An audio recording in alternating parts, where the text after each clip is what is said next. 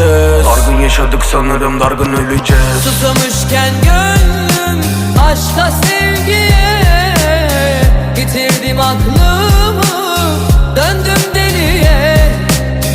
Bu kadar haksızlık olur mu diye bir seni düşündüm, bir de kendimi. Bu kadar haksızlık